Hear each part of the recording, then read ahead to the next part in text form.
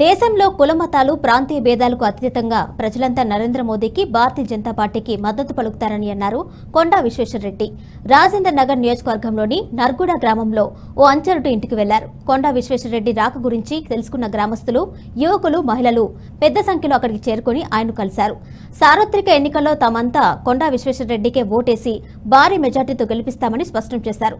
ఈ సందర్భంగా కొండా విశ్వేశ్వరరెడ్డి మాట్లాడుతూ మరోసారి నరేంద్ర మోదీని ప్రధానమంత్రిని చేయడానికి యావత్ దేశం మొత్తం సిద్ధమైందని అన్నారు. కేంద్ర ప్రభుత్వ పథకాలతో చేవెళ్ల ప్రాంత ప్రజలకు నరేంద్ర మోదీ చేరువయ్యారని ఆయన చెప్పారు.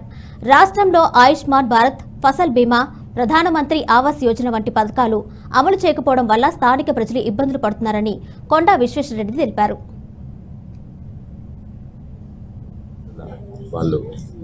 అవతలకు చెప్పడానికి ఏం లేదు. అసాధ్యమైన పథకాలు, ₹1,00,000 ఇస్తాం, 2 లక్షల రుణమాఫీ, ఇవన్నీ ఎవరు నమ్ముకోలేదు.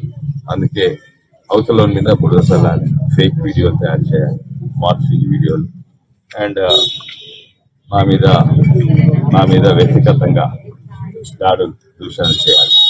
ఏం లేదు. మేమైతే చెప్తున్నాం, మోడీ ఏం చేసి మా పాత నుంచి ఉద్యమం నుంచి ఉండే మాతోటి ఆయన ఇంటికి వస్తే మొత్తం ఊరు బయటకు వచ్చింది. ఇదో పెద్ద ఎంతో మంది ఒక డోర్ టు డోర్ క్యాంపెయిన్ ఇచ్చారు. ఇదే ఒక సుబూత్ అన్నమాట. ఊర్లు మొన్న బుల్కపురం గ్రామం నుంచి 500 మంది వచ్చి నేను అక్కడ పోలేకుంటే వాళ్ళే మా ఆఫీస్కి వచ్చి జాయిన్ అయ్యారు.